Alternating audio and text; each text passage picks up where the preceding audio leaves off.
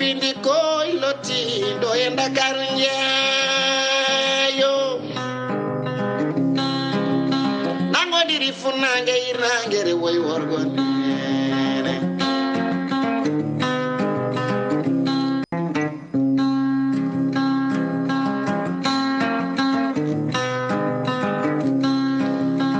Olel Piindi koy loti do e Dakar njeeyo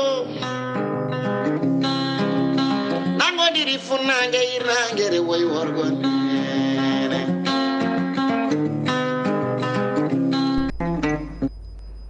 yeɓiyankoɓe Ayaw Piindi TV ɗo gonɗon eno gonirɗon on calminama e saaha mo gonɗon o ɓe hen jaam waale mon ɓe hen jaam weete mon ɓe hen jaam ñalle mon ɓe hen ko jaam hiire mon moni foof e saaha mo woni o en tawi ɗum ɗo woni en dicci koppi en dokki ɗum junggo en calmini ɗum en ñaguima ɗum duwaw caggal salminde juurade ko bismade on e yewtere men Olel Piindi TV ala ɗo yanno artiɗo wonno sikki ala nde yewtere on mbayri ɗum hebde kono tan de machallah en gartidi e forme machallah rédaction Piindi Média arti kadi gam ɗowande on nde ɗo yewtere caggal yettude Allah e julde nelaɗo Allah sallllahu alayhi wa sallam en jetti jignaɓe ɓe kono kadi en ñaganima ɗumen nde Allah yurmoto ɗumen yaafo ɗumen kañumen e mayɓe julɓe kala bandiraɓe en garti hande e oɗo alkamisa jeeɗiɗi lewru novembre hitande ujunnaji ɗiɗi e nogas e nayyi gam ɗowande on nde ɗo yewtere eɗen gondi hen e Mouhamed Ndim gorko mbo Fonde Gande machallah mo gowɗon yiide écran ji moon Piindi TV kono kadi mo gowɗon heɗade e Piindi radio kona ɗum en caggal nde calminɗen mo tan en calmintu dendagal galle o no fotiri moni foof salminama kono kadi en calmini ɓe ganduɗa kamen goni ɓe gollitten ɓe jobbo so gonanɗo en to rési to en calmini ɗum kono kadi en calmini Djiby Dieng to banggue caméra ji ɗi en jejjitani Ali Fall to banggue infographie o nde tawno ko kamɓe tan tambi golle ɗe ha mbawa kadi heeɓede no hanniri ni bandiraɓe no gowɗen ni tan Olel Piindi TV en gardi kadi e dogue ɗe ganduɗa machallah ma en mbat ɗum dogue garen kadi gam humpidde bandiraɓe no hanniri ni ko adi foof noon gowirɗen ni gaddortoɗen hande ko éphéméride sen gayni éphéméride mo Mouhamed Ndim addanta en ma en paw hen kabaruji labɗi nder e caggal leydi caggal ɗum garaten ko eko ɓuuri mantinade e kelle gadane eko jayandeji men dawri hande so tawi ɗum ɓenni ma en gaare portrait en mbayri noon addude nde ɗon rogere kono noon hande o machallah Allah walli en ma en gaddu rogere nde no hanniri ni ma on nan hen kadi dande nde ganduɗa machallah on mbayrino ɗum kono kadi on jewni nden dande no feewi ɗum mi accat tan ha min pawana on portrait o inchallah mo on gandu holi nden dande kona ɗum pawaten hen hande o kadi ko rogere wonde nde ganduɗa en mbayrino ɗum wadde woni actu international koɓe mbiyata ko noon actualité oblige ɗum jeeyi sababu hande gartirɗen nde ɗo rogere tawi so tawi hande en mbi acte international tan moni foof haqqille mum no foti yaade e ko holko poɗɗen yewtude e to banggue caggal leydi ɗum noon sikki ala eɗen gandi ko ɗin sumgoji ɗi ganduɗa mbaɗi toon to dowlaji denduɗe Amérique ha on mo ganduɗa kañum woni Donald Trump ko kañum tigui heeɓi nguɗon polgu o wawi kadi ardade dowlaji denduɗe Amérique ɗum noon ko ɗum ɗo woni hande ko gadduɗen e lahal meɗen machallah ma en dottan ɗum bandiraɓe no hanniri ni ko adi foof en calmodirtu e Mouhamed Ndim mo ganduɗa kañum garduɗen ɗowde nde ɗo yewtere Mouhamed mi salminima mi salmitimama sohna Alima Dia mi salmitimama ko moƴƴi e no mbiruɗa ni en jownino kadi nde ɗo tufde nde ganduɗa ko Olel Piindi en calmini dendagal bandiraɓe yeeɓiyankoɓe haalirde yeeɓirde e Olel Piindi walla mbiyen Piindi TV kamɓe fof en calminiɓe aɗani noon hen sahaji mbaɗat confondre hakkude télévision e radio nde tawno ko ɗiɗɗi fof ko yimɓe nana hakkude ɗo ɗum noon ko salmindema salminde yeeɓiyankoɓe salminde dendagal ɓe ganduɗa hande vraiment ne mbatti hakkillaji mumen no fewi e yeɓirde Piindi TV salminde également omo ganduɗa ko Elage Abba Sarr salmindemo no fewi sohna Alima ko noon no mbiruɗani tan en calmini Elage Abba Sarr mo ganduɗa eɗen gowi waddude mum yewtere nde kono machallah omo jaggi no fewi kanko kam hankkadi nofuru ndu koko jagga tan mboɗa andi ha jo oɗo saaha Mouhamed a yari kafe eyyi hande de mi yari kafe a yari kafe won goɗɗum ne kayno ko mbadduɗa hen eyyi c'est hande kam ala amde ala gongde ala haydara hande kam ken artuɓe en force aha reedu so no mbiyatni sac so ala dar sac amen ɗum noon wadde deddiramaɓe nana kadi alay sago yimɓe ƴetta force quoi donc hande ça va mboɗo andi hay jobbo aussi nde tawno mi addanimo ñewon seeɗa mboɗo andi ine gasa kanko ne machallah tawa hande wona to banggue son o wona to banggue lumiére wona hay banggue goto hande telɓata ɗo jobbo hande bandiraɓe ko ñebbe gaddan mum ɗum waɗi hande tout est ok ɗum noon Mohamed en gaddoto tan rubrique meɗen gaddano woni éphéméride no gowɗa wiide ni ñalawma tawti bandum ko ɓurno mantinade e ɗiɗo duuɓi ɓennuɗi ñande 7 lewru novembre mbiɗa ni ñalawma tawti ñalawma bandum hande kadi gonɗen koye 7 lewru novembre min taccu kadi jehen ɗo woɗɗi jehen hay noɓe mbiyata ni oɗo ñalawma tawtuɗo ñalawma bandum ha hitande ujunere temedde jeenayyi caɓanɗe jeenayyi e goho 1991 no mbiɗa ni sohna Alima min gar e éphéméride du jour ñalawma tawti ñalawma bandum jelloytoɗen ko e 7 novembre 1991 nden yilinoɗo e lamorgo leydi Sénégal omo ganduɗa ko Nelson Mandela omo ganduɗa ko leader historique moɓe mbiyatno noon tawi ko on nguɗo gomo o yatno African National Congress ANC kanko mo ganduɗa noon ko gonɗo ɓalejo gadano gonɗo mo ganduɗa noon ko hoorejo leydi Afrique du Sud mbiyen Afrique banggue hirnangue kanko omo ganduɗa ko Nelson Mandela o yillinomo ɗo e nder leydi Sénégal juin 1962 tawi noon ngun jillu fayida mum ko beele tigui wawde hebde balle e ɗen leyɗele ɗe ganduɗa ko duuɗe Afrique gam tigui haɓade ko yiyate ko apartheid kanko ni omo ganduɗa ko Nelson Mandela koye nden hitande ni mbiyen ñande 5 lewru août soko nden tigui woni ko o nangga o dumba tawi kadi o taƴana ko yiyate ko ñawore makko ɗum koɓe mbiyata noon golle ɗe galda e salare mbiyen noon o yalti suudu dumbirdu koye hitande ujunere e temedde jeenayyi caɓanɗe jeenayyi 1990 ko nden tigui sumgoji juɓɓina o ardi mbiyen laamu leydi Afrique du Sud e hitande ujunere e temedde jeenayyi e caɓanɗe jeenayyi e nayyi 1994 ñalawma tawti ñalawma bandum ƴeewoyten ko 7 novembre 1999 hitande ujunere e temedde jeenayyi e caɓanɗe jeenayyi e jeenayyi ko nden tigui omo ganduɗa ko mawɗo jagorɗo premier ministre canadien omo ganduɗa ko Jean Chrétien ko nden tigui waɗi jillu mum ɗo e leydi Sénégal lamorgo leydi ndi Dakar ɗum noon o waɗi kadi kono hewno wowi waɗirede omo ganduɗa ɓen ɓe ganduɗa ko kay tigui gardi leydi toon to Canada homno omo ganduɗa ko Pierre Elliott Trudeau onne kadi yillinomo ɗo e nder leydi Sénégal ñande e hitande ujunere e temedde jeenayyi caɓanɗe jeetati e goho 1981 kono kadi omo ganduɗa ko Brian Mulroney onne kadi yillinomo ɗo e nder leydi Sénégal e hitande ujunere e temedde jeenayyi e caɓanɗe jeetati e jeeɗiɗi kanko omo ganduɗa noon ko kanko tigui woni omo ganduɗa ko kanko woni premier ministre canadien Jean Chrétien mbiyen ko noon tigui ɓe gowi waɗirde hitande kala mbiyen walla e sahaji kala yillade ɗo e nder leydi Sénégal tawi noon ko jokkodiral pawdingal hakkude leydi Canada kam e leydi Sénégal to banggue ko yetno kon golle hani e jokkodire to banggue wonande ɓamtare e ko yetno noon to banggue e wonande réduction de la pauvreté ustude ko yiyate ko basal e wallude leydi Sénégal to banggue wawde hebde hoore mum ko yiyate ko ɓamtare huftodinde ɗum ɗon wonno ko jeeɗiɗi lewru novembre 99 en juwoytu jehen ha jeeɗiɗi novembre 2005 hitande ujunnaji ɗiɗi e joyyi ko nden tigui wonno croisiére inaugural nden udditano woni laatima ka darima ɗo e nder leydi Sénégal kaɗo lana ndiyam Bou El Mogdad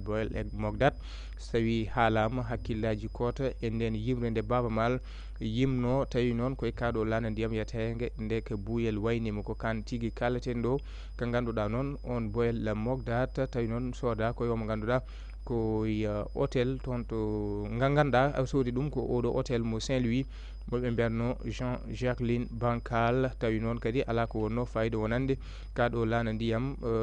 ko lana ndiyam ko ganduɗa sooda ko toon to Hollande tawi sababu o ko to banggue ya garta hani e nawde ko wiyete ko kabruji e ko wayi noon nawde kadi yimɓe mbiyen kan lanaka nde ka yetti ɗo e nder leydi Sénégal hitande ujunere e temedde jeenayyi e caɓanɗe jeeɗiɗi toon to diwan bo Saint-Louis gam nawde ko yiyete ko marchandise ha yimɓe hay ko nandi hen e palol dande maayo leydi Sénégal to banggue wonande worgo kam e rewo e leydi Sénégal mbiyen kan lana yeyta ko oɗo gorko mo ɓe mbiyata homme d'affaires Georges Consol e hitande ujunere temedde jeenayyi e capanɗe jeeɗiɗi e joyyi Bou El Mogdad ƴettiti kadi wonande golle mum e wertago e palol Dande Maayo tawi noon eko ya toon to leydi walla mbiyen diwan mo Casamance ha toon to Sierra Leone e ni to kono koye Guinée Bissau hani e Sine Saloum ɗo wertago leydi Sénégal ɗum wonno ko jeeɗiɗi lewru novembre 2005 artude eko yetno e wonande kaɗo lan ndiyam Bou El Mogdad sohna Alima ko ɗum tigi woni ko gaddunoɗen hande to banggue wonde éphéméride ñalawma tawtuɗo ñalawma bandum artude eko ɓennuno e golle kam e baɗe ɗo e nder leydi Sénégal. kono noon Allah jarama Mouhamed ndiyam humpitongo laaɓi machallah woodi ko keɓɗen kadi ko ganduɗa tigui ko kañum jolno ñande jeeɗiɗi lewru novembre e ɗiɗo duuɓi ɗi ganduɗa ɓennuɗi woni duuɓi ɓadiɗi hay goɗɗuɗi arti en ko heewi kono tan en pawat feɗendu meɗen e jeeɗiɗi novembre hitande ujunere e temedde jeenayyi e capanɗe jeenayyi e goho woni 7 novembre 1991 ko ɗon pawten junngo men jobbo so hokka en ɗum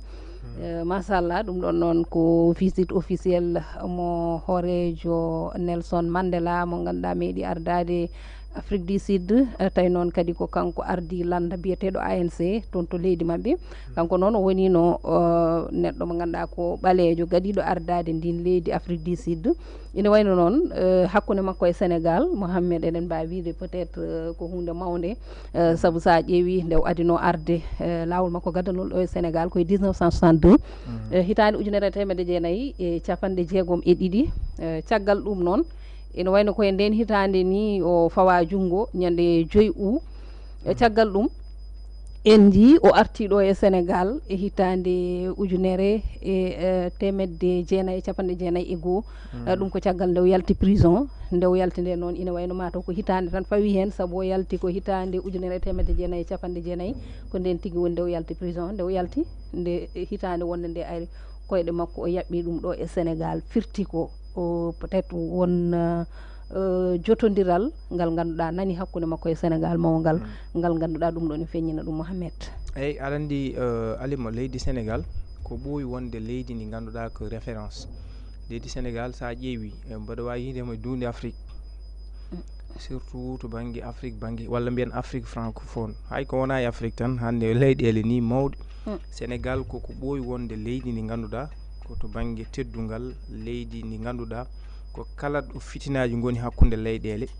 yimɓe ne keewi arde mbabo leydi Sénégal beele wawde yaade beele jaam e kisal arta toon no mbiruɗa ni eɗen gandi apartheid so tawi haalama Sénégal hayko wona ko Nelson Mandela ko ni c'est vrai ko toon soklo woni leydi Sénégal ne joue hen rôle baɗɗo important e ko yitno e on fitina banno to Afrique du Sud wona Afrique du Sud tan ko hono noon Darfour ko hono noon même Arabie Saoudite ko hono noon leyɗele kewɗe mi haalani noon Rwanda en Afrique central o e ko way noon conflit ji baɗoji toon ha hande ɗe ganduɗa ɓesguji leydi Sénégal to banggue joguiɓe nden ke kise ko kañumen nan toon jogui tawi jogui toon ko kañumen gardi wawde artirde jaam e kisal e ko way noon donc no mbiruɗa ni kanko Nelson Mandela no c'est vrai gargol makko ɗo e Sénégal ko ñagade ballal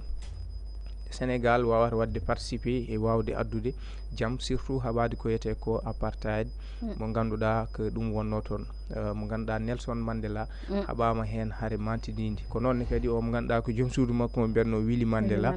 kañum ne daari hen ha vraiment ha ɗum laati toon e ndeysan surtout ɗum ɗo makko mo ganduɗa ko mouvement makko walla mbiyen parti ni politique mo wanno woni ANC o woni African Progressive mo ganduɗa kanko Nelson Mandela o waɗino ɗum gandi ko kewnoɗo doole tippodiral ngal ganduɗa daña lowre ɗe ganduɗa elle koɓe hoɗonoɓe kamɓe ha ɓe ɗum waɗi nde o nanga le 5 le 5 non c'était le 5 novembre 5 août 1990 en 1994 94 no waɗa élire 94 o yalta o woppa o yalti ko 90 o waɗa élire 94 o waɗa élire en 94 o ari ɗo 91 en jii o waɗi ko manda goto o acciri laamu ngu totiri donc wadde kanko a famat wona laamu ngu kanko umminnoma tan ko artirde jaami kisal e leydi ndi ɓaleɓe e woɗeɓe wonɓe toon ɓe goto foof anda ko kañumen ndendi pote e leydi ndi guila nden noon en jii quand même avancé ji ɗi guilay ɓen ɓe ganduɗa hannde guilay ɓen ɓe ganduɗa ko Cyril Ramaphosa en ɓen ɓe ganduɗa hannde ko ɓennuɓe ni laamiɓe leydi ndi andat ɗum ɗo fof ko awdi ndi ganduɗa kanko Nelson Mandela ko kanko awi ɗum ha hannde potal waɗi walla mbiya ni hannde ɓuuri hon jogade hannde doole ko ɓaleɓe to banggue Afrique du Sud ko noon machallah o jaggama duuɓi kewɗi Mouhamed kono tan en jii kadi o nde o fawa junggo waɗa e makko ko travaux forcé ɗum ɗon foof e wade noon o lebtama kono nde o yalti en jii Mouhamed o yaafi machallah hani wonɓe ganduɗa ine kokkanno oɗon yeeru ɗo e leydi men ha e leyɗele goɗɗe ɗum noon Nelson Mandela kam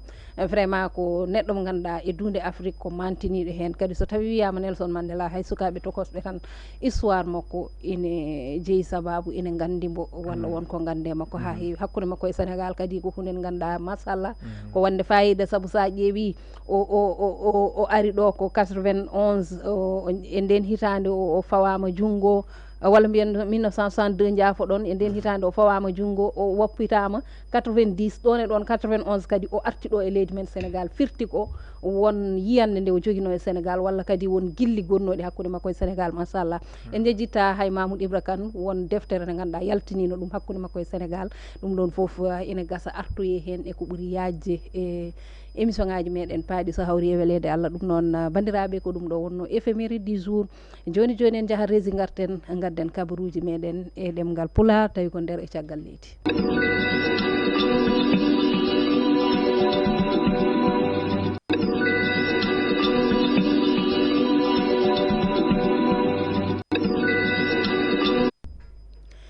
kabaruji meɗen gudditirten ko ɗo e nder leydi men Sénégal tawi gaddortoɗen koye alhaali horejo leydi men président Bassirou Diomaye Faye hanki e conseil des ministres woni batu jagorɗe ngo wowi ardade e kala alarba o andini ɓen ɓe ganduɗa kamen goni jagorɗe tawtoranoɗo nguɗon batu wonde kay hande e oɗo alkamisa mo yaton to grand théâtre Doudou Ndiaye Coumba Rose ɗo e Dakaru ɗum ko gam ardade udditgol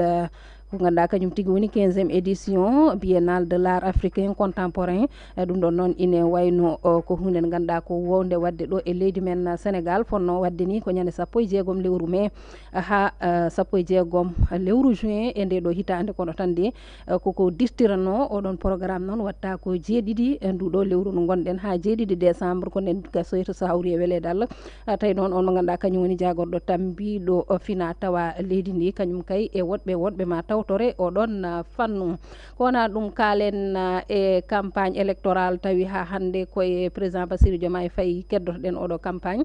siki ala eɗen gandi ko campagne jowitiɗo e sumgoji sarɗiyankoɓe leydi men Sénégal o fuɗɗima noon guila ñande nogas e jeeɗiɗi nduɗo lewru ndu gonɗen ina wayno noon caɗele tigui ina teska hen to banggue fitinaji ko nandi hen hani kanko horejo leydi ndi président Bassirou Diomaye Faye sikki ala o yaltino ɗo nde heddinde balɗe ɗiɗi campagne o ne fuɗɗo gam hirjinde ɓen ɓe ganduɗa kamen tigui woni ɓiɓɓe leydi ndi ha e dawriyankoɓe yoɓe mbaɗ feere ɓe mbaɗa campagne o e dejre tawa koye jaam e kisal tawa hay caɗele gote ngala kono tan de nde tawno caɗele teskama hen jeeyi sababu e nguɗo batu jagorɗe hanki kanko président o arti kadi e hirjinde ɓen ɓiɓɓe leydi ndi nden ndentoto ɗiɗo fitinaji e caɗele kono kadi o erima jagorɗo tambiɗo nden kay kisal leydi ndi ha kadi e tambiɗo konuji ndeɓe toppitto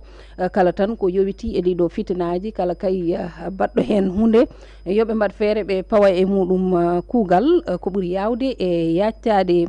kalene alhaali Boubacar Sey ko kanko ardi nden fedde wona laamu encore wiyetende horizon sans frontiére kanko noon o erima nde ɓiɓɓe leydi ndi hani e ɓen ɓe ganduɗa kamen tigui goni ardiɓe laamu ngu nde ɓe mbaɗata feere commission gendijo jowitiɗo e ɗeɗo caɗele ɗe ganduɗa ko ɗanle ɗe ndewani e lawol nde toppitte no hanniri ni yidde makko noon ko yo commission darne beele tan ɗe ɗanle ɗe ndewani e lawol ine usso kono kadi o erima ɓe wonɓe e ƴamde ganduɗa kañum tigui woni e ñiɓirde toon to suudu sarɗiji leydi Sénégal nde ɓe toppitto kala kay nde ɓe jeehi toon yoɓe mbad ɗeɗo caɗele ko ɓuuri jojjude e toɓɓe ɗe ganduɗa eɓe poti ɗumen yewtude toon to suudu sarɗiji beele tan feere ine heeɓe e ɗeɗo ɗanle ɗe ndewani e lawol jehen to caggal leydi tawi gudditirten ko to dowla Gabon kamɓene eɓe uddita toon campagne joyettiɗo e référendum moɓe jiiɗi kay wadde ko yowitti e ko ganduɗa kañum tigui woni mandat mabɓe e duuɓi jeeɗiɗi ɗum ɗon noon woni ko ganduɗa addi tigui luural e hakkude ɓen ɓiɓɓe leydi ndi kono tan de laamu ngu ƴetti pellital ko yooɓe mbad référendum ɗum ɗon noon ko walla ala e ko yowitti e oɗo fannu ko ɓuuri yawde e yaccade ɓe mbawa ɗum kay suɓade e beele tan eɓe mbawa andude holtoɓe kettiri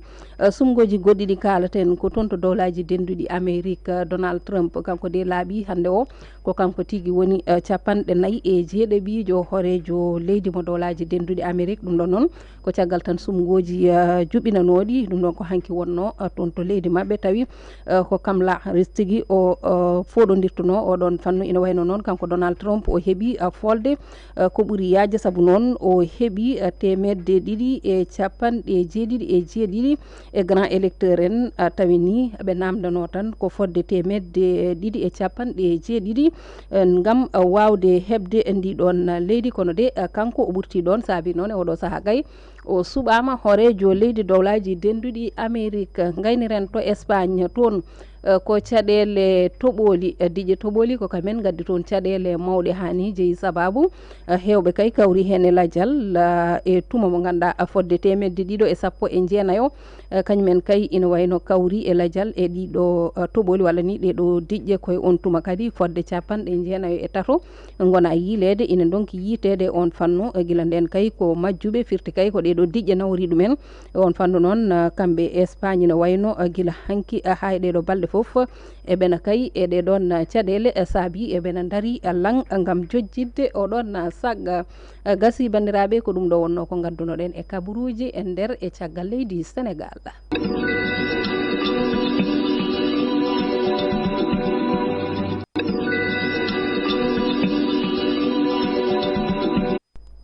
ko noon Allah jarama jobboso to banggue rési Mohamed a yi kabaruji ɗiɗo ɗi gadduɗen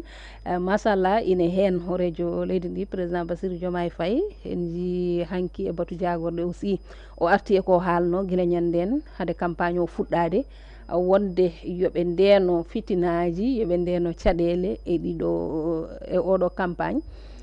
hayso woni kam ko haalno ko haadi ɗum fuɗɗade haɗani kam fitinaji jiyama ha heewi oɗo campagne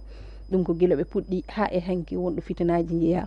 saabi kankon o daari kadi o haalti lawol gongol o tengtini kadi yo yimɓeɓe goppu fitinaji ɗi campagne o yo won e deejre tawa caɗele ngala hen kono kadi ɗeɗo jagorɗe ɗe ganduɗa kañumen tambi banggue nden ka o erima ɗumen ne daroto hen Mohamed no jiiruɗa oɗo campagne ɗiɗo fitinaji campagne fitinaji men gari hen kono gartami koye sorti woni erango président Bassirou Diomaye Faye par rapport e sungoji ɗi mataw ngol watti laaɓi ɗiɗi ko haali hen haala makko ni fuɗɗima hen hewde so Allah andi président ne ara hen saahaji hewat famɗude ko kalɗa hayso tawi aɗa jogui ɓe ganduɗa ko kayen goni toon to kañumen cawdima kala ko fatuno e communiqué ji ko kañumen juɓɓinta ɗum tawi koye yamirore ma jii ko ngol watti lawol ɗiɗoɓol walla tataɓol ni ko haali ɗum par ce que wona ngol wattata lawol tataɓol ngol ko haali ɗum kono est ce que haala makko en totta crédit min mbiyami ko ala par ce que o haali en jii violence gadiɗo kam e campagne o ko hakkude cortège walla cortège Ousmane Sonko e to Koungheul e o mo ganduɗa ko Fanta Sall to Koungheul no adi ko to Mohamed ɗo e Dakar adi eyyi toon ɗum ɗon kay ɗum kam ko goɗɗum woni violence gadiɗo e nder campagne voilà toon kay ko goɗɗum déjà ni eɓenayi procédure ɗum ɗo judiciaire donc en jii on ko neɗɗo makko Abbas hande jeeya koye Pastef nde o arti jillu makko to Arabie Saoudite o haali o waɗi sorti erade hen hankkadi vraiment tolérance ala e ɓen ɓe ganduɗa ko tuumaɓe walla ko dikkodirɓe ha addi fitinaji leydi ndi laamu ma yaha hen ha gasa e kala hen ɗo mbawɗa wonde e parti fof mo mbawɗa jeeyede wadde sabodi wadde won haala ka mbawat hen famde ɗon woni parti Pastef yo e woɗɓe kala hen dewɗo lawol ma kuule jane dow mum kono malheureusement en jiyani kam kan haala ka waɗi presque en jii ko waɗi ko to Koungheul mais hanki wattidi hanki to Agnam nde Ousmane Sonko ari ron ko hunde hulɓinide parce que vidéo ji nana mbaɗa circulé ko sukaɓe nanga toon piya baruji de fer jamɗe piya sukaɓe togosɓe yarteɓe duuɓi sappo e ɗiɗi eko way noon jomumen piya donc ɗum ɗon ne natti tan wonde campagne a heddi noon mboɗa jaaɓi kadi yin fof paamen ko yiyete ko leydi to banggue campagne électoral goto foof ana jogui fodde mum goto fof ana jogui droit ji mum timmuɗi so tawi enen mbaɗa caravane enen fof ken yohoɓe ke enen fof ko gonɗen koye sumgoji en jii won fewji ne mbaɗa ɗum haala le président de la république so haali en tottata ɗum crédit woni tottata ɗum crédit ponnoɗo tottudemo kan haala tottamo crédit ko kañum woni ko hormaki mboɗo sikki konngol le président de la république en jii cortège Ousmane Sonko e cortège Ceerno Alassane Sall nde Ousmane Sonko ne ara ko Ceerno Alassane Sall gendarme ɓe waɗɓe jalone ɓe mbi yo joño ha Ousmane Sonko ɓen on est dans quel pays Ousmane Sonko ko woni koye caravane mum campagne électorale Ceerno Alassane Sall woni koye campagne électorale wadde ɗum ɗon ne kadi wonko haalante en jii hanki ko kewi ko Agnam en jii même campagne électorale wona tan sécurité pour waw yimɓe mbawa yaadde goppa fitinaji ɗi mais fitinaji ne nana e haala haalulaji hanki ɗi Ousmane Sonko haali a Agnam donc ɗum ɗon vraiment min de kam so Allah ko hunde ganduɗa ene muusimi e ɗon pelami ni ko hay les responsable taweteɓe nder Agnam ɓe ganduɗa gondi koye Ousmane Sonko min mi wawa wadde concevoir quel que soit notre divergence politique so tawi en gondi en gondani an gonda koye o camp min gondumi koye o camp kono ay politique ne il faut koɓe mbiyata ko neɗɗo ana foti joga wonde jantalman e politique jogoɗa élégance politique tan au delà politique ko enen dendi ɗo ñamaten ko enen dendi galle ko enen dendi famille ko enen dendi kosam ko enen dendi won konguiɗi Ousmane Sonko haali toon mi yiyata en tant que premier ministre même ko en tant que chef du parti mbo Pastef yiide oɗo mo ganduɗa hande te ɗum ɗon ko haala ko ganduɗa ne foti haalede yiya ko ana waɗi corruption to banggue ittude des électeurs artirde ɗum e leydi Sénégal nde goota ɗum c'est à revoir bel ne woodi walla wodani o haali haala surfacturation e construction hôpital à Wourossogui ɗon o tumi donc farmu ngom o haali to banggue wonande université Assane comment dire Souleymane Nia to région mo Matam surfacturation nan ɗon mais ko ɓuuri ce qui est plus grave ko yiide farba ngom ko ngol wonata wattande mum wadde battre campagne mais Ousmane Sonko ko premier ministre ko chef du parti Pastef o wona le ministre de la justice o wona le procureur donc est ce que enen leydi wandi espéré yoolade e justice waɗa baɗɗo transparent so tawi ko premier ministre haalata ɗiɗo diruji an hulat mbiyeten ko wadde enen hande an citoyen aɗa jooɗo jottotoɗa wonde an janggo e jaam so tawi mi dañji Alima Dia caɗele to banggue procédure to banggue lawol mbere min Alima nana e camp présidentiel min hande komi opposant beele min mami dañ gonga donc wonko ganduɗa quand même min mi wawa tottude crédit haala Bassirou Diomaye nde tawno o fonno adorade ɗum ko ɗon ɗo woni ɗo wonɗo noon ko Ousmane Sonko ko e yaadimi mum aɗa andi Mohamed finde muɗum tan ko nde o adi yaltude nde ñande ɓaawo janggo e mum campagne o ne fuɗɗo nde o haali ɓe mbi ko ala mo haaldata so wona yimɓe makko yimɓe galle makko ko ɓen o fonno noddude o rendina ɗumen o wiya ɗumen pas de violence saabu ko kañumen gadorto violence oɗo en tout cas ko wawi hen wonde foof kam ko violence o en jonnani ɗum woni to banggue laamu heɗɓe laamu ngu woni kadi to banggue opposition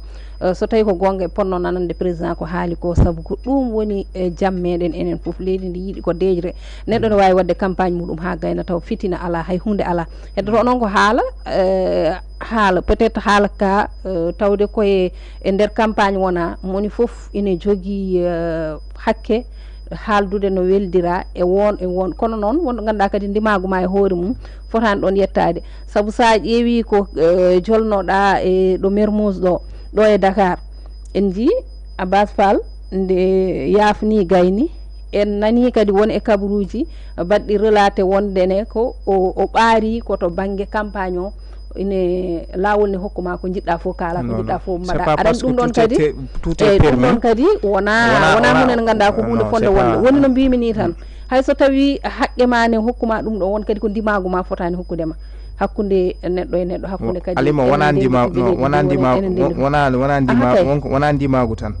campagne politique wona tan ko gonɗen koye campagne tout est permis ala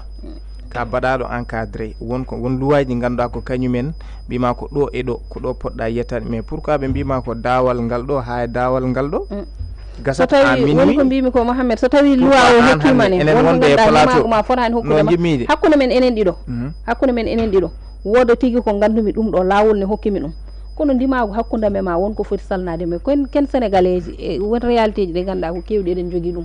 won kadi ɗo ganduɗa vraiment eɗen poti wasde ni rewde won e kuule ɗe ganduɗa ko sarɗiji lelni ɗumen to banggue tan enen hakkude meɗen tan hakkude ndimagu koye meɗen e ko nandi hen ɗum noon mbiɗen ko président wi ko ɗum jaaduɗen yoɓe mbat hunde nde e jaam ko ɗum jiɗɗen kadi kala baɗɗo hen ko wona lawol yo fawe e lawol woni heɗɓe laamu ngu woni ɓe keedani saabu ko ɗum kadi woni leydi lelorade ajjude Mohamed ɗum noon ko ɗum ɗo wonno ko gadduno ɗen e kabaruji Mohamed Ndim joni joni o payeten koye kabaruji jayndeji woni ko ɓuuri mantinade ko e kelle gaddani ko jayndeji leydi men dawri hande en jaahat rési garten joni joni payene ɗum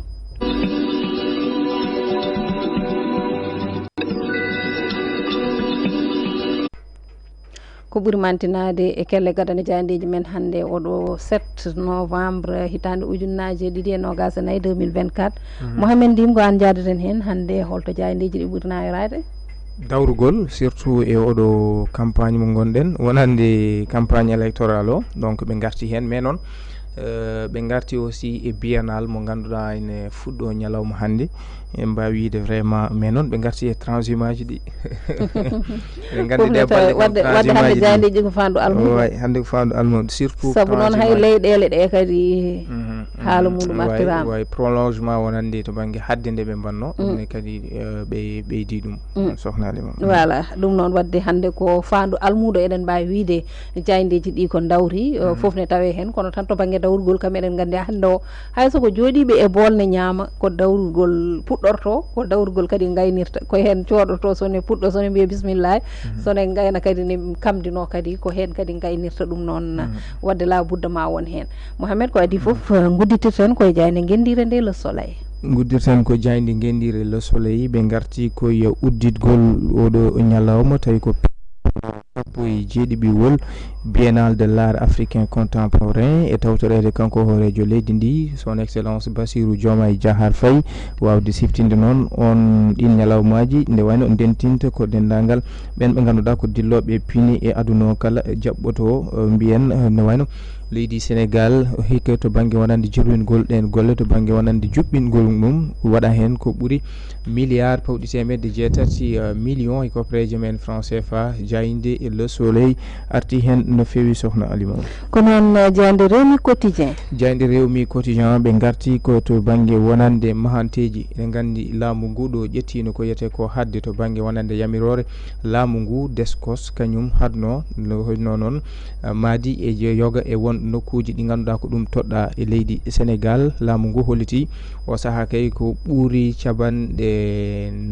4 balɗe ɓeydama hen haddi ko yeto noon juɓɓingol ɗen mahanteji ɗo e wertago leydi Sénégal e yiide ɓen ɓe ganduɗa ko ANSD ɓe kolliti ɗum ɗon noon waɗi batte to banggue wonande ustogol ko yiyete ɓeydugol jaafoɗon to banggue taux de chômage ɓe gartini e yiide to banggue baisse des chiffres ko ɓuuri 5,2% to banggue chiffre d'affaires ko ɗum woni ko jippi tawi noon koye oɗo deuxiéme trimestre mo 2024 kono ANSD arti ha joni e ɓeydugol guuraka ɓe kolliti ɗum ɗo de ko hunde gonɗude hande oɗo saaha to banggue ñamoduru nana ɓeydi ɗo e nder leydi Sénégal jande en fof ko dawri hande l'info ɓe garti koye alhaali Ousmane Sonko lappol mum toon to diwan bo Matam to Agnam ɗon ɗo ganduɗa ko Agnam o arti e yiide kanko Ousmane Sonko. L'info ni holiti yi ko wonde Sonko promet l'enfer à Farba Ngom. Kanko Ousmane Sonko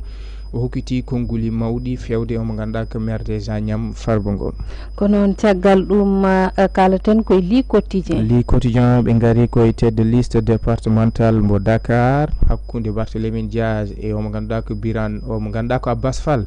kanko Abbas Fall li quotidien arte yiide beele ma laato hebdemo wonande Dakar mo ganduɗa duuɓi 15 hande ko Barthélémy Dias e Halifa Ababacar Sall pawi ɗon jungo kono kadi ɓe garti gonka kame darde hani e jikkuji makko mo ganduɗa ko kanko Abbas Fall e ɗiɗo duuɓi ɗiɗi ɗi ganduɗa omo dilla e dawrugol ɓe garti hen kono ɓe garti kadi kamɓe li quotidien e Donald Trump mo ganduɗa laatima ko kay woni cabanɗe 4 président gardiɗo hoorejo leydi dowlaji dentude Amérique. Jayde las ɓe garti koye kanko hoorejo leydi ndi eɓɓore nde o jogui koytno noon e secteur informel o kono ɓe garti e Amadou Ba gardiɗo nafoore mo ganduɗa ko jeeyaɗe ɗiɗo sungoji suwaɓe dental ñande 17 lewru novembre nduɗo toon to Bowal Guendire leydi Senegal. kanko Amadou Ba holliti ko kanko tigui wonata dande ɓe ngala dade kono kadi ɓen yejjitaɓe to banggue wonande ɗo e nder leydi Sénégal mo waw daranade ɗumen. Jayde las arti hen point actu ɓe garti ko e ɓen ɓe ganduɗa ko kay tigui goni rewɓe dariɓe dilloɓe dawrugol ko ɓe mbiyata ko leadership féminin. ɓe garti noon e lollinde natal omo ganduɗa ko Anta Babacar Ngom e Mariam Selli Kane ɓe kolliti ɓeɗo de ko ɓen ɓe ganduɗa ko kay jogui kuccam pocciɗam koytno e dawrugol kam e ɓamtare leydi Sénégal. ɓe garti e lollinde ɓeɗo mawɓe noon ɓe ganduɗa hankkadi ne wayno puɗɗima mawnude mo ganduɗa ko Mimi Touré kam e Aïda Mbodj ɓe kolliti galani e liste oɗo mo ganduɗa ko Pastef wonɓe ɗiɗo sungoji janggo mabɓe to banggue dawrugol. Jayde point actu yarti hen ƴeewoyen Jayde témoin ɓe garti koye conflit familial caɗele to banggue basgol nanodiral mbiyen peccor ɗum ɗawi noon koye goski omo ganduɗa ko Mouhamadou Moustapha Ba toon ɗo jogori wirnede ɓen ɓe ganduɗa koye famille makko hande de waɗi peccor ɓe mbi o foti moftede ko toon to Nioro ga ɓen ɓe mbi kañumenne ko ɗo e Dakar ko ɗum noon addi ɗen caɗele kono ɓe garti kamɓe témoin e ko yetno noon e oɗo saaha noon ko ɗum tigui woni ko haawi yimɓeɓe hewti noppi kadi yimɓeɓe ko wiyete ko ɓen ɓe ganduɗa ko ɗuggitiɓe tawtoye landa Pastef koɓe mbiyata ko transhumance. gudditen Jayde groupe Futurs Médias nde woni l'Observateur. Jayde l'Observateur ɓe garti koye bindol ɓe mbi ɗon ko spectre noon ko ɗum haala mawko din déportation massive ɓe garti koye lammingol mo ganduɗa ko Donald Trump toon to dowlaji dentuɗe Amérique ɓe garti noon e kulhuli kam e fayre mawde ɓe ganduɗa ne jogui ɗum ɗiɗo ɓesguji leydi Sénégal rewrunoɓe toon to Nicaragua hande oɗo saaha no jiiri wonande gartugol omo ganduɗa ko Donald Trump kono ɓe garti omo ganduɗa ko Ousmane Sonko kukkiɗo haalulaji mawɗi fewde e Farba Ngom maire des Agnam. Jayde Vox Populi ɓe garti ko e oɗo titre foncier biyetenoɗo toon to Palol Dande Maayo to mbiyata toon to wonande Fouta beele ko ɗum titre foncier Macky Sall walla ala ellede ɗum woni koye e wasde wonde hunde nde ganduɗa ko gonɗude sibo hande oɗo saaha teskama ɗum jogori fayde koye juuɗe Ousmane Sonko moɓodire kam e ɓen ɓe ganduɗa ko yimɓe hewɓe ɓe ganduɗa hande ko kañumen paati e kanko Ousmane Sonko kono kala ɗon ɗo rewi toon to Fouta ko mbiyen be feego yimɓe tigui woni ko nangorantamo kanko Ousmane Sonko kono ɓe garti kamɓe Vox Populi ha joni e omo ganduɗa ko Donald Trump ruttima toon to Maison Blanche ɓe garti Amadou Ba kañum ne holliti ɗiɗo lebbi jeeɗiɗi e jappere ɓen ɓe ganduɗa ko kañ jooɗi e leydi ndi elle nandata koye duuɓi jeeɗiɗi tampugol fayre kam e fitinaji wonande ɓesguji leydi Sénégal wadde kay alay saago ɓe mbawa safrude ɗum ñande 17 lewru novembre. ɗum jande Sud Quotidien ɓe garti koye ɗin haalulaji mawɗi kulɓiniɗi ɗi Ousmane Sonko haali fewde omo ganduɗa ko maire des Agnam Farba Ngom kanko Ousmane Sonko arti surfacturation noon ko ɓeydude koppareje ha ɓurta seka ada noon surfacturation koyitno noon e mahagol hôpital mo Wourossogui ko noonne kadi mahagol université Souleymane Niang ha ni e ittude ɓen ɓe ganduɗa ko ummotoɓe leyɗele goɗɗe ko eno Mauritanie ɓe jiiɗi jofade artoɓe ga e nder leydi Sénégal e commune des Agnam beele goto o arti yiide ɗum ɗo kala ko hunde nde ganduɗa mo tuumi hen kanko Farba Ngom kanko Ousmane Sonko arti yiide yo ɓen ɓe ganduɗa ko daraniɓe toon Pastef yo ndeñu hakkillaji mumen sibu koye nde ɗo arwande walla ni koye oɗo campagne tan haɗata gasa ha laaɓa farba yari ndiyam mum keddikal ko ɓoyata ko mo o jooɗo ko wona haalde ko yete ko sumgoji ɗum noon wadde wonko sikka ɗon kan haala ɗum ko Ousmane Sonko e hanki nde o tijja walla o jaɓɓa toon to commune des Agnam sohna Alima jehen Walf Quotidien ɓe garti koye on ɓatake ciifaɗo windi ɗum ko omo ganduɗa ko hoorejo leydi ndi Macky Sall nde o artanno e yiyande makko e ɓen ɓe ganduɗa ko kañumen tigui hande jogui leydi ndi on ɓatake noon ne wayno kadi jabtima ɗum ɓen ɓe ganduɗa ko lande Pastef walla mbiyen ɓen ɓe ganduɗa ko kañumen jaadi e omo ganduɗa ko mawɗo leydi Bassirou Diomaye Faye jayde le quotidien arti en kono Barthélémy Dias o arti e yidde makko kamɓe e anniyaji ɗi o jogui so ɓe laamima walla ɓe dañi ko yete ko daaɗe toon to bowal gendira leydi Sénégal o arti noon e eɓɓoje ɗe o jogui ene jeeya hen ɗam ɗo ndelam pétrole leydi Sénégal noon caggal Walf Quotidien ko levé ɓe garti koye sauvegarde dengol fallemme leydi Sénégal leydi Mauritanie Mali mbaddi junggo e fandu beele tigui wawde rewindade ɗum kono ɓe garti e maire mo Mbolake omo ganduɗa ko Aline Dia force paysanne kañum ne dogguitimo tawde yi Pastef rewi ɗon ko El Malick Ndiaye gayniran e jande le quotidien ɓe garti ko e l'état prolonge la peine kamɓe quotidien ɓe garti ko e oɗo saaha leydi ndi ne wayno mbiyen Descos kay rewi ɗon ɓe ɓeydi kamɓe laamu ngu hadde ɗeɓe ganno mbaɗno to banggue wonande maadi yoga e won nokkuji mbaɗade ciblé tawi ko kañumen toɗɗa yo dartin golle mumen ɓe kolliti wonande laamu ngu ɓeydi ko ɓuuri balɗe 45 ɓe garti e Donald Trump mo ganduɗa ko kay tigui woni 47 hoorejo dowlaji dentuɗi Amérique jayde le quotidien arti hen sohna Alima gasi haalaɓe ceerno ko ɗum gaddunoɗa e kelle gadane jayndeji hannde machallah ɗum noon laaɓi Mouhamed humpito ngo laaɓi no feewi e koye bandiraɓe ɓe ganduɗa ɓe nana gacci hakkillaji men no feewi e yewtere men nde ganduɗa woni Olel Piindi TV ɗum noon en jahat rési jobbo so addana en nde jayne nde ganduɗa ko kañum battidiriɗa woni le quotidien noon Mouhamed en jii hannde o koɓe dawri ko koye alhaali ngolɗo ɗiɗo manguji to banggue ŋoremaje ɗe e sikkela eɗen gandi laamu ngu koko wino yo dartini kono de hannde o oɗo saaha ina wayno ɓe ɓeydi ɗum ɓe ɓeydi hen fodde balɗe 45 ɗum woni ko jayne nde dawri hannde kono kadi won jayndeji goɗɗi ɗi ganduɗa kañumen ne garti hen Mouhamed holko miijiɗa to banggue battane ko ɗum jogori addude battane ɗe pewani sohna Alima par ce que en kalini ɗum ɗo guelle nde ɓe yetti on ɗum waɗi entré en vigueur aɗa andi ɗum ɗon kam so Allah c'est vrai nde président Bassirou Diomaye Faye laami en jii o yillinoma ni littoral o en jii to banggue spéculation fonciére kam ne so Allah ko ɗum hunde nde ganduɗa ne anni Sénégal foof o heeɓino yaade nokkuji kewɗi hawo yilli zone to banggue wonande diwan Guédiawaye e ko way noon hawo yeehi nokkuji ɗi ganduɗa hande leyɗele ne kewi toon ha tawani ko yoga e won dignitaire en e ɓen ɓe ganduɗa ko chef religieux en ɓe ganduɗa ni hande ko wonɓe hande e laamu ko kañumen mbaɗata surtout noon wonɓe toon to ni kañumen mbaɗata leyɗele ɗe ne beelira yimɓe ne jeeya hande lambu Macky Sall ene jeeya ko ɓuuri ɗum ni tampinde ko yimɓe ɓurno ɓe quand même hutorade ɗum ene jeeya hen sibu ene yiye ɓen ɓe ganduɗa hande ko taweteɓe gouvernement mabɓe jomum jogo des centaines d'hectares tawi ko kañum tan jeeyi donc ɗum ɗon ko ɗum probléme heddi ko ɗum ɓe kaɓotono kono mboɗo sikki stratégie mo ɓe ƴetti o ene ɗisi hamnade seeɗa sibu so tawi ko woodi zone uji ɗi mbaɗi cible ɓe mbi yo dartin golle mumen mais belle ɗin zone uji ko zone uji ɗi ganduɗa peut être litige fonciére ko ɓen ene jeeya hen ko way noon kono fof e wade noon eɗen gandi kam ko nawde chômage ɓen ɓe ganduɗa ko liggornoɓe hen ɓe hande no foti emploi ji ɓe bonni ɗon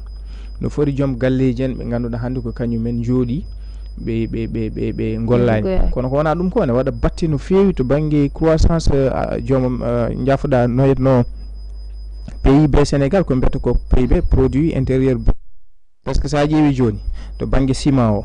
to bangi jamde de to bangi kala ko fatuno kala arsenal mo ganduda hande fay koy to bangi wonande mahgol dum do fof addat batte mawde to bangi wonande dum don kadi en joko batte ni hay faggudu économie Sénégal donc déjà en ji même ANSD be mbadi hen kambe no wittu mabbe koliti to bangi sa jeewi odo année trimestre 2024 5% to bangi wonande problème des dum do to bangi ko mbiyata ko baisse des chiffres wadde en gandi kam dum wadi batte so tawi be mbadi prolonger kadi 45 jours holdo fay donc dum don ne kadi ko dum cadele e kadi e be ngari be quality en wonde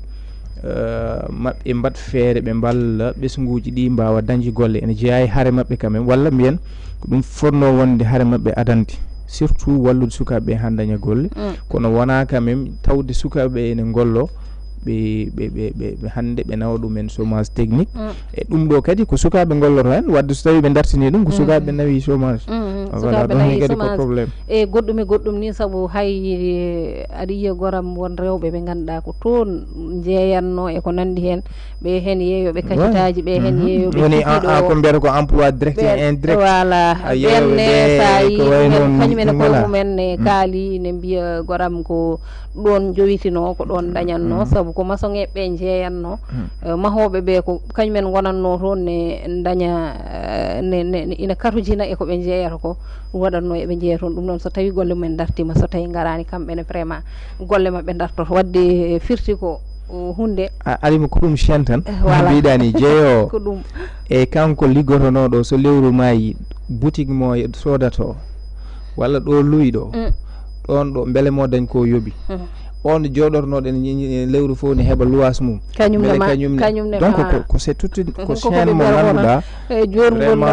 wada battini feewi so Allah battane de koy faggudu leydi ndi e kuubal jogori e battinde no feewi dum non yo Allah faabo yo Allah wadanen jam tan ko dum jidden kala ko ne wona yo taw bamtaare leydi ndi ina hen non bandirabe ko dum do wonno ko gadduno den e alhaali kelle gaddane jandeji leydi men hande ko heddi ko payten koy rogere wonde kadi no biiden ni Mohammed en bayri do hebde portrait en bayri addude portrait dum ko yafnaade bandirabe kon non Allah wadi hande o en gaddi portrait mo ganda ko machallah portrait o non ko Lamine Gueye haala Lamine Gueye non Lamine Koura Gueye so yama Lamine Gueye tan machallah déjà ana wi Lamine Koura Gueye wadde ma won moni fof wasata kadi to bange hay so tawi wona gandudo gorkaajo to bange histoire won hen ko janguda won hen ko nanda won hen kadi ko birtida ko nandi hen dum don fof nan don dum non portrait men joni en jahat gaddu en portrait wonon no birunom on ni tan wowno wadande en e kala saha portrait ko Elage Bassar si kala eden gandi no birumi nani ni no fundu ko jagga e odo saha kono tan dane de mi accat tan bandirabe kedono koy mumen be jende do dane de ganda ko de be bayri nande jehen resi e kedoden portrait men garten joni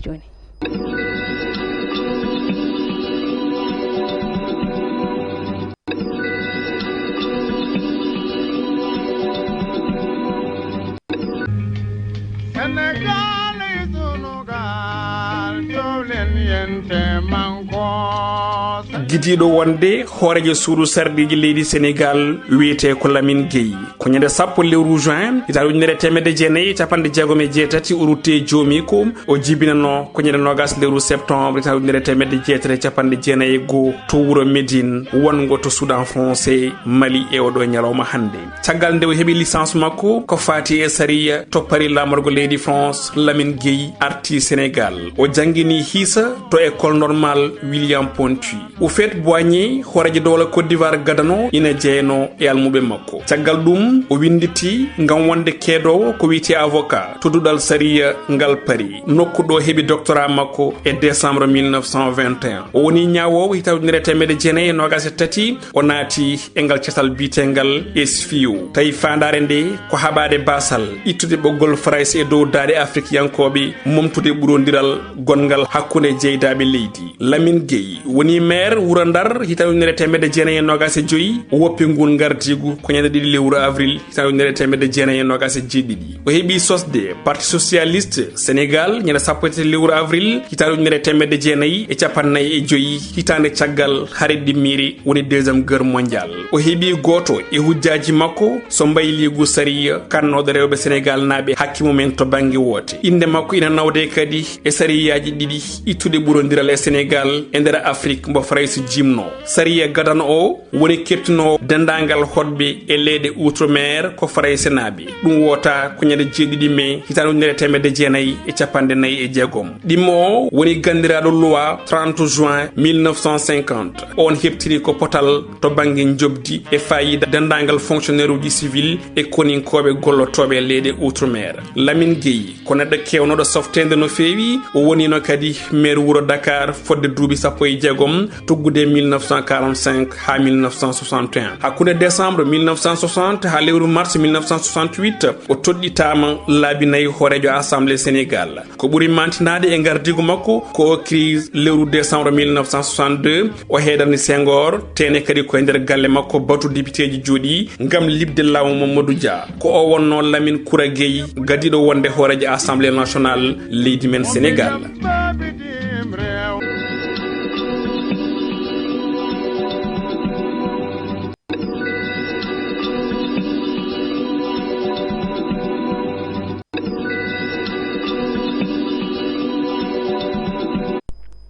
ko noon Allah jarama jobbo so to banggue rési Mohamed Lamine Gueye machallah nokkamen dande Ama Moussa nde machallah ko dande yewnanode kadi vraiment on to ruttinimi ha heewi Amadou Moussa en calminimo passage en calmini madame no mbiɗa ni en jewnimo no feewi machallah en calminimo passage en mbiɗa ni bon Lamine Gueye so haalama hande sen mbi Sénégal ma to mbiyatan ko Lamine Koura Gueye Lamine Koura Gueye en hande ɓen ɓe ganduɗa ko kayi woni les pères fondateurs ɗum ko Lamine Gueye en Mamadou Dia en Senghor en nane Amadou Moussa haali en 1962 nde hunde wuli hakkude Mamadou Dia e Senghor ne wayno ɓe mbaɗoy bato ni ko galle makko donc ɗum ɗon ene jeeyayi ko ɓuuri ko wadde faar ni mbiyen e to banggue wonande parcours kanko Lamine Gueye mais en 1958 kadi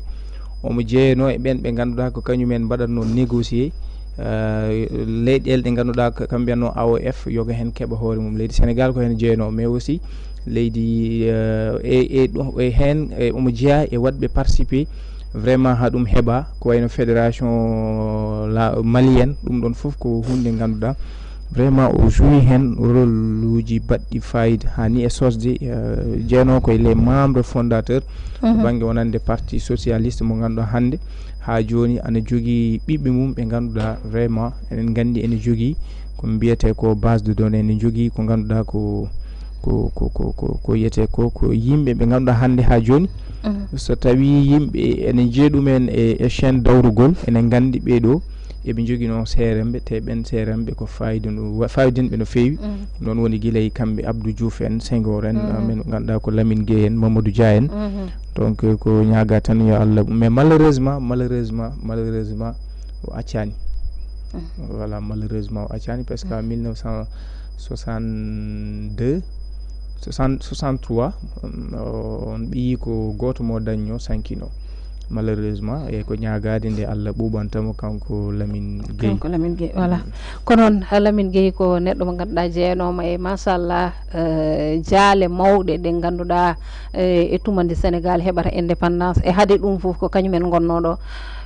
ɗum waɗi ina mantini no feewi e ganni leydi Sénégal no mbirumi ni tan haade ɗum hoɗum fuɗɗade Lamine Gueye mboɗo sikki neɗɗo o wiyata ko andambo kono kay nananimo e histoire Sénégal ala ɗum ala ɗo woni nde tawno machallah ko gorko dariɗo hani won lycée mo ganduɗa nan ɗo ko lycée Lamine Gueye wiyete kadi e kala e saaha kala nde haala Sénégal haala tengti ko wayno suudu sarɗiji e ko nandi hen surtout kadi e oɗo saaha koye on fannu wona ɗum foof kadi ine jeeya e ko artirta hakkillaji yimɓe oɗo gorkajo wiide kadi en jetti Amadou Moussa no fewi en beltanimamo kadi oɗo portrait dane no bayruɗen nande kadi nde ganduɗa kadi machallah en liggodiri ɗo kadi ko waɗi fayida ɗum noon wasata saaha e saaha fo mo on keɓdade Amadou Moussa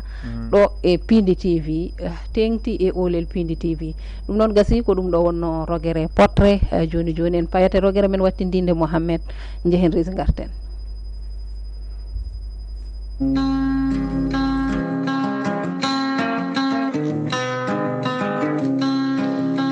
Olel Piindi koy lottiɗo e Dakar jeeya a jarama Dioboso to banggue rési Mohamed rogere men wattindide no mbirumi ni e gardidi yewtere nde hande o neɗɗo wawa haalde actualité tengte international taw haalani haala ɗiɗo sungoji ɗi ganduɗa ko toon to dowlaji denduɗi Amérique ɗi ganduɗa gasi e dow jaam tawi ɗo gasiri ɗo ko Donald Trump e hoore muɗum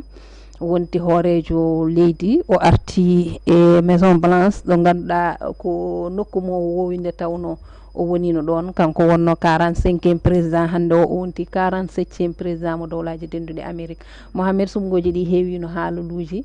en tout cas ko wawno hen wonde foof ɗo wattidiɗo machallah jaam yiyama hen hayso woni won haaluluji kewɗi ɗi ganduɗa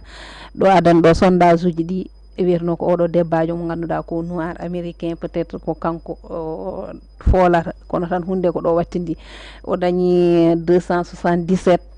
e grands électeurs ɗi ganduɗa so tawino o dañi 270 tan e yonanno Mohamed no jiiruɗa nguɗo polgo eyyi bon polgo ngu no bettuma walla bettani ene bettimi so Allah tawi mboɗo suni hen no fewi mboɗo suni hen no fewi min noon kadi e banda men par ce que Donald Trump quand même wadde hollata tan ko ɓe mbiyata ko rêve américain wadde mboɗo wawi yiide hande Amérique les républicains bon mbiyami mataw ko Amérique hande parani tawni ko yiyete ko tottude debbo taw laamu donc en jii hakkude kanko Donald Trump e Kamala Harris no yaari ni kono kadi ko kulhuli min ɗi joguimi e o mo ganduɗa ko Donald Trump surtout hande sukaɓe men ɓe ganduɗa ko rewnoɓe lawol Nicaragua ha naati wonande leydi naati dowlaji dentuɗe Amérique enen gandi won haala ka o haalanno hen hade ɗum ni Donald Trump kañum nde ari nde laami yimɓe fof ɗi ganda nde kañum nde ari holko en 2016 ene jeeyno e projet ji makko baɗɗi phare ko mahde mur Mexique donc ɗum foof ko hadde ɓen ɓe ganduɗa hande ko natoɓe dowlaji dentuɗe Amérique mais États-Unis eɓe jogui koɓe mbaɗata saaha foof koɓe mbiyata ko green card kanko Donald Trump enen gandi e laamu makko kanko ko toujours ko kaɗatno ɗum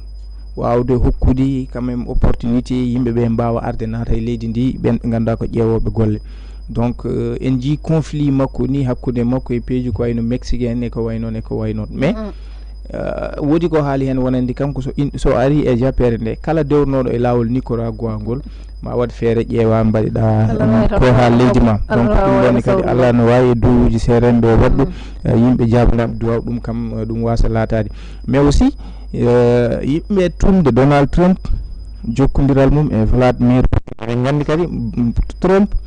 wona neɗɗo mo ganduɗa ko haalanma noon Mohamed hewɓe kadi kulhuli mumen ina goodi to banggue gueruji ɗi aussi mbar ɓurata eyyi bon ko ɗum woni inquiétude mo joyiɗen par ce que enen gandi oɗo saaha ni eɗen yimɓe ne jogui ɗaminare ni to banggue wonande Ukraine hakkude guerre mum e Russie vraiment ɗum hankkadi arta yimɓe ndeje hankkadi jaam arta toon kono hande gargol Trump yimɓe foof hakkillaji kadi paati e duttima e oɗo guerre holko jogori wonde hen kanko darde makko mais ko wona ɗum ko guerre hakkude Israël e Palestine ɗum kadi nanɗon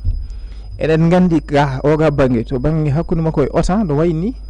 mi haalani kay hakkude makko e français ko wayno to banggue commercialisation way ko wayno donc Trump ko neɗɗo mo ganduɗa so Allah kadi ko neɗɗo mo suuɗaki e vraiment wonde anje nguru ɓalew donc ɗum ɗon foof neɗɗo rendi kono ko hamni hen ko sa ruttima hande to États-Unis d'Amérique Trump ene rewire fodde 34 capantati e nayyi inculpation ko rewra en jii hay ndewo yandina en 2020 hakkude makko e Joe Biden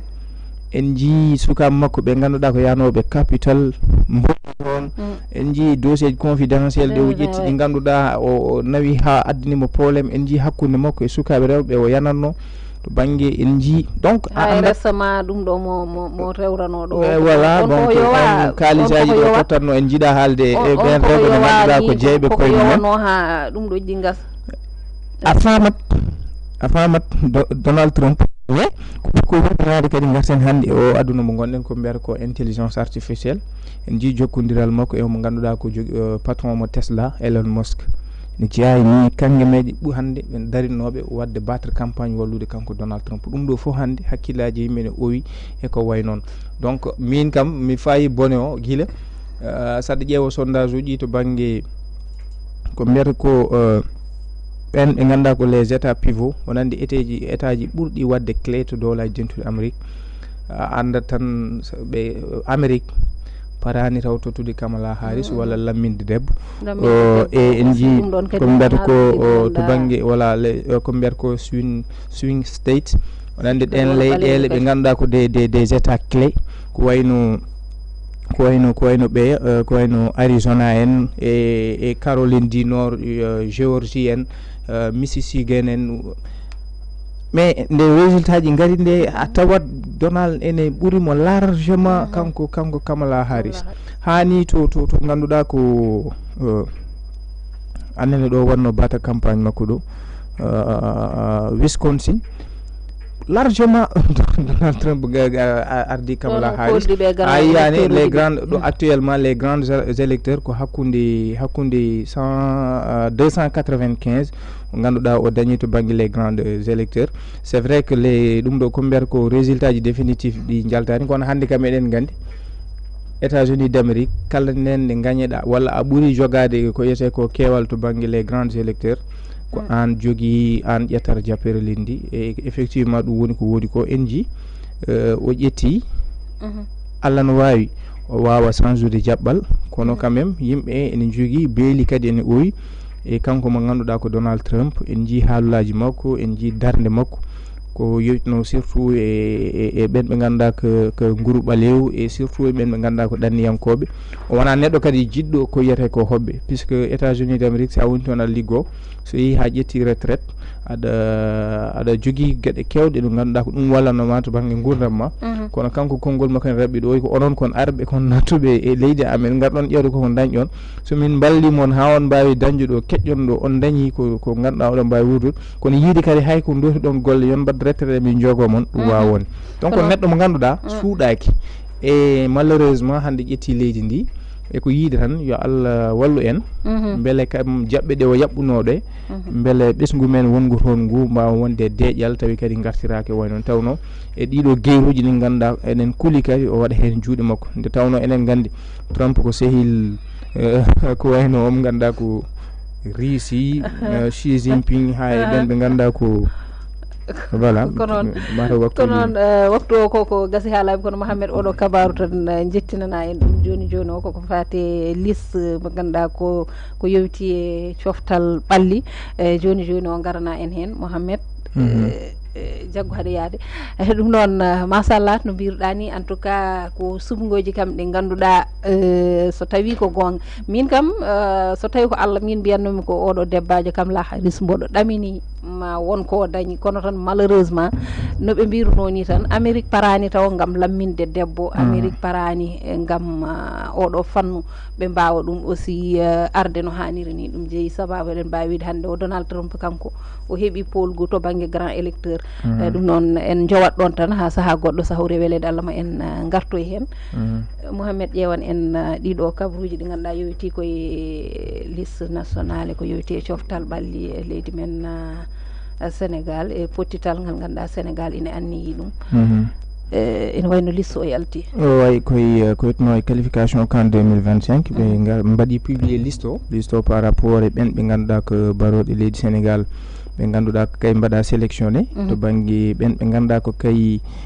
goni gardien ji ɗi ko Edouard Mendy Seyni Dieng e mo ganduɗa ko ɓe mbiyata Cheikh Lo Ndoye ɓe garti e ɓen ɓe ganduɗa ko kañumen goni les défenseurs Kalidou Koulibaly Moussa Niakhaté Abdou Diallo wondude e Seydi Sano wondude Ismaïla Jacobs et Abdoulaye Seck kam e Elhadji Malick Diouf et Abdoul Aziz Ndiaye et Fermoz Mendy. To bange milieu terrain ne wayno ko Idrissa Gana Gueye yantude Lamine Camara e partie 6, Habib Diarra wondude e Pape Matar Sarr kam e Pape Gueye e Krépin Diatta wondude e Ibrahima Seck. Sélection to bange ben be ganduda ko attaquant ji di ne wayno ko o mo ganduda ko Sadio Mané, ben Ismaïla Sarr, Elimane Ndiaye, Boulaye Dia, Nicolas Jacobs wondude o mo ganduda ko Habib Diallo e Chérif Ndiaye non ko kesso wondude o mo ganduda ko Cheikh Tidiane Sabali. No wayno ko ɓeɗo mbaɗa sélectionné oɗo qualification CAN 2025 mbaɗoɗe leydi Sénégal ganduɗa ko kañumen mbaɗa sélectionné tawi ɗum gon ɓangino ko joni oɗo saaha ganduɗa koye gardugol ganduɗa ko entraîneur men par intérim mo ganduɗa ko kay tigui woni Thiaw ganduɗa ko kay hande ardi baroɗe leydi Sénégal sohna Alima yiide kadi leydi Sénégal yo Allah hokku en suuraɓe kadi ha waɗnaɓe polgu perspective uji e ko potidde mbawa kadi hebde fandare nde ganduɗa nde ko kañum woni nde ɓe jiiɗi nde ɗum noon Mohamed en gardama hen ha ɗo bandiraɓe ko gaddunoɗen e lahal ngal foof en juppi ɗum ha laaɓi hankkadi mata en batta sowna waynodirde bandiraɓe Mohamed. No mbiɗani sohna Alima ko yettudema no fewi hokkude bandiraɓe aadi altine so hawre welede Allah altine Olel Piindi pamen samedi inchallah aset ɓawo janggo so hawri e welede Allah. ɗum noon bandiraɓe gasi ko ɗum ɗo gaddunoɗen e Olel Piindi TV e oɗo alkamisa hande aadi men e Olel Piindi noon so hawri e welede Allah ko alkamisa altine jomum altine paaɗo ko wona ɗum ko pamen pamminen bandiraɓe on beltanama no fewi onon ɓe ganduɗa ɓe guilani puɗɗiɗen ha hande oɗon e jeeɓa yewtere nde oɗon batti hakkillaji moon kadi no fewi e yewtere nde kono kadi min ñaaguima yafuya no fewi e komin mbayri arde ko gande wona sagoji sino ko sago kala nde min dokki on aadi tan yiyata o aadi o emin timmina ɗum no hanniri ni kono noon kam jeeya ko rondi kono kadi jeeyaɗo Allah kadi yahat tan koye bawɗe jomiraɗo. ɗum noon gasi en jetti to banggue caméraji ɗi Djiby Dieng, to banggue régie en jetti Diobbo Sow, en jetti Ali Fall kañumne gonɗo to banggue montage et infographie. aadi men so hawri e welede Allah kono mbiɗen nde samedi so hawri e welede Allah to pamen pamminen kono kay so tawi ko Olel Piindi TV ko altine ɗo e nden yo jaam e kisale nden kala woni men enen kala on jarama. Nangodiri funange irangere woy worgon